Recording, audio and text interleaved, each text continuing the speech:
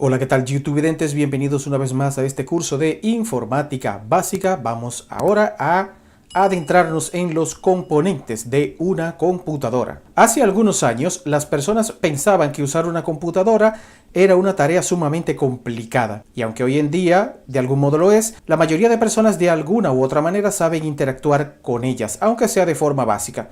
Al igual que un automóvil, un avión o un barco, las computadoras siguen algunos principios que permiten trabajar con ellas, pero también presentan diferentes categorías para las tareas que pueden desempeñar. Existe una gran variedad de partes de distintos fabricantes y modelos, pero en lo esencial podríamos decir que existen ciertas familias de componentes y de funciones básicas que todos debemos conocer para entender el funcionamiento de una computadora. Y por supuesto, usarla como nuestra principal herramienta de trabajo.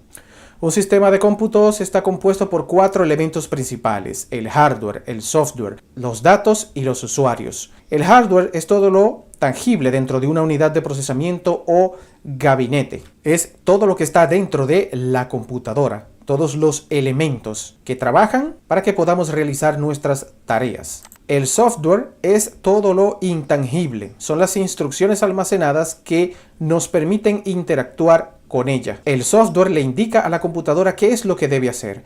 Es por eso que el código de programación convertido en instrucciones para la computadora se le llama programa. A los programas también se les llama aplicaciones de software. Existen distintos programas con distintos propósitos. Están aquellos que ayudan a administrar los recursos de la computadora sin que el usuario intervenga, y otros que sirven para crear documentos, realizar cálculos, navegar en internet, etc. Los datos son las piezas que conforman la información que manejamos y que por sí mismos no tendrían sentido para nosotros. La función principal de una computadora es procesar estos datos y convertirlos en información útil. Todo lo que es fotografía, información digital, video, etc., son información formada por muchos datos sueltos que la computadora es capaz de convertir en algo que podamos percibir.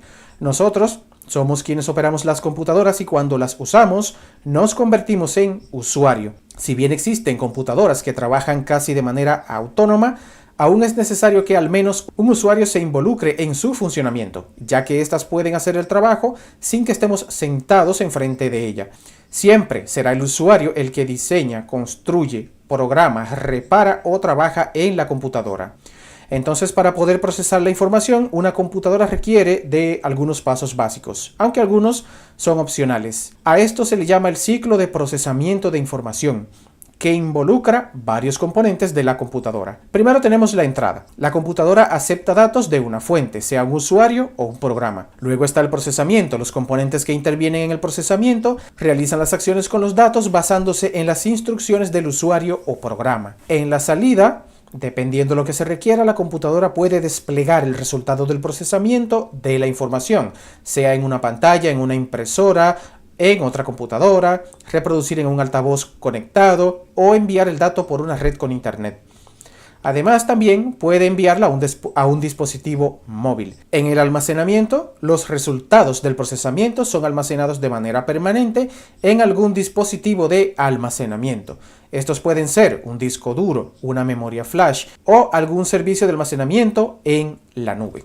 Entonces, el hardware de una computadora está compuesto por varios elementos: procesador, la memoria, dispositivos de entrada y salida y dispositivos de almacenamiento. Esto aplica a cualquier tipo de computadora, pero recuerden que nos estamos centrando solamente en las computadoras personales, ya que existen otros tipos de computadoras como servidores que los estaremos viendo ya más a futuro. El procedimiento por medio del cual nuestros datos son convertidos en información útil se le llama procesamiento.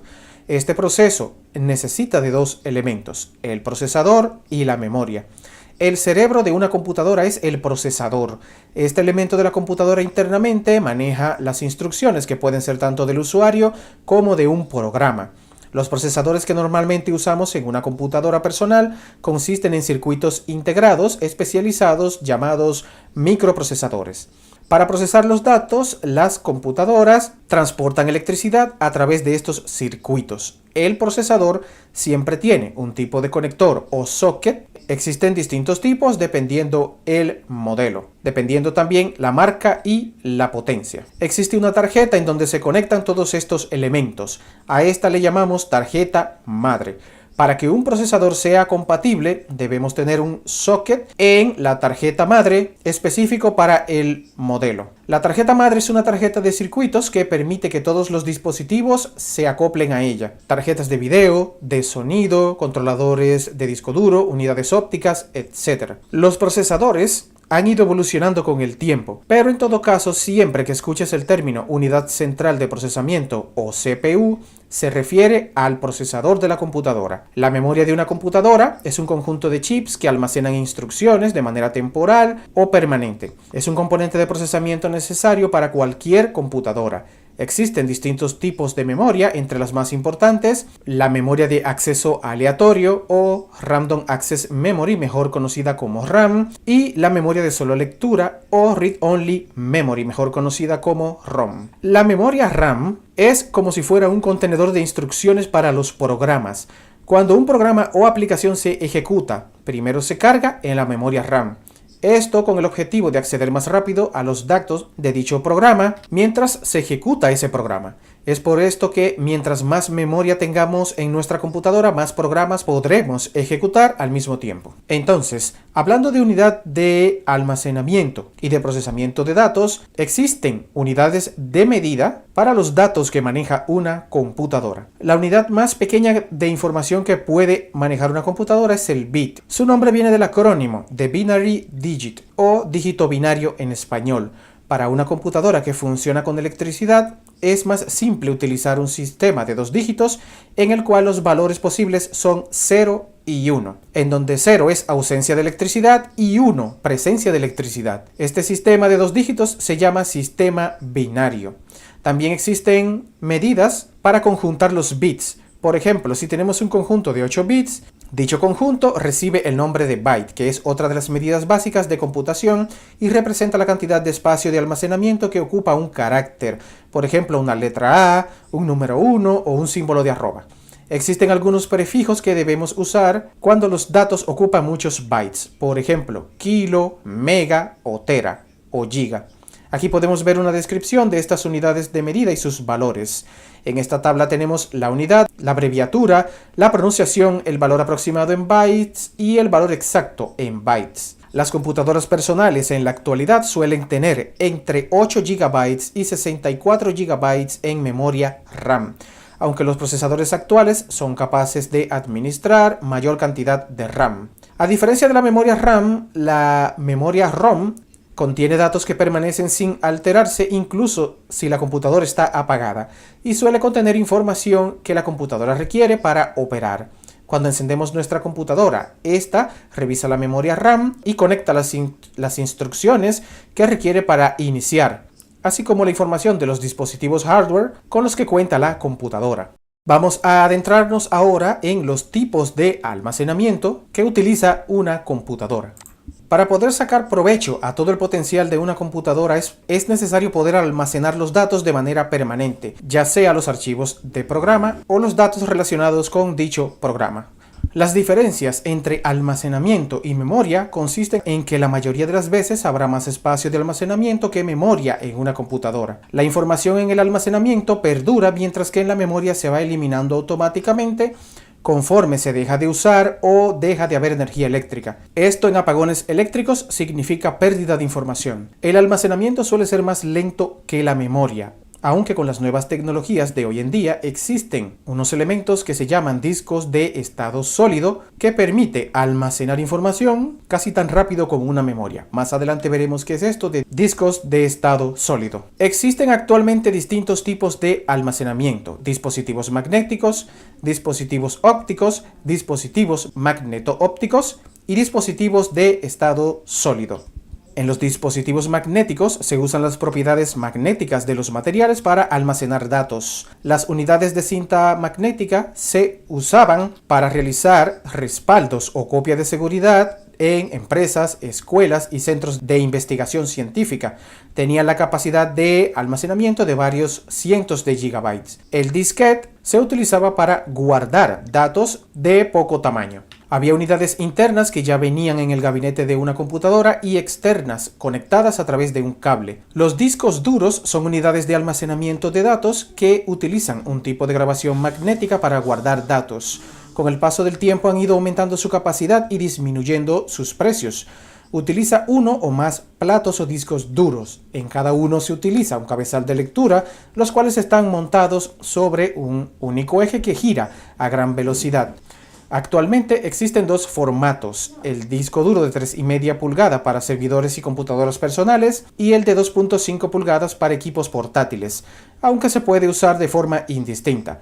Las capacidades han aumentado desde los 5 megabytes iniciales hasta varios terabytes. Actualmente también existen versiones portátiles de discos duros que se encuentran entre los 512 GB hasta los 4 TB de almacenamiento. El disco óptico es un medio de almacenamiento de datos en forma de disco, en cual la información es codificada y almacenada dejando surcos o marcas microscópicas con un láser sobre una de sus dos caras. Las unidades de disco óptico son unidades de almacenamiento que utilizan un haz de luz para leer y escribir sobre un disco óptico a través de lo que se llama refracción de la luz.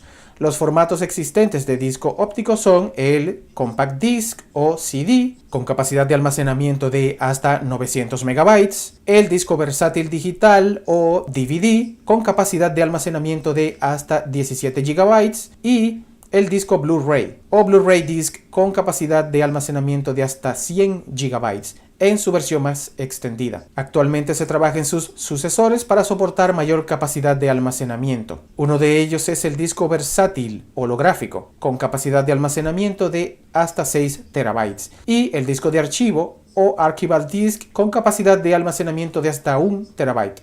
El disco magneto óptico es un tipo de disco óptico en el que podemos escribir y reescribir datos. Es un sistema que combina la grabación de la información en forma magnética por medio de un rayo láser y se puede acceder a la misma por medios ópticos. Las unidades magneto-ópticas permitían leer y escribir discos magnéticos de forma temporal o permanente. Las unidades de estado sólido son unidades de almacenamiento de datos que utilizan memoria no volátil, es decir, que pueden mantener la información sin necesidad de una batería o corriente eléctrica. Si los comparamos con los discos duros, las unidades de estado sólido son mucho más confiables, al no tener partes móviles que puedan averiarse con golpes o sacudidas. Además de que no hacen prácticamente ruido, son 10 veces más rápidas que un disco duro magnético, lo que los hace altamente recomendado para alojar el sistema operativo de nuestra computadora, pues su rendimiento será muy superior a un disco duro. Su desventaja actual tal vez sea su precio, que suele ser más elevado por menos capacidad de almacenamiento. Actualmente se trabaja en tecnologías que logren reducir su costo y mejoren la capacidad de almacenamiento. Su máxima capacidad de almacenamiento alcanza los 16 terabytes, aunque en un futuro próximo es muy probable que esto cambie. Y bien, lo vamos a dejar hasta aquí en esta parte de los componentes de una computadora. Más adelante seguiremos con nuestro curso de informática básica. Nos veremos en una siguiente entrega. Hasta pronto.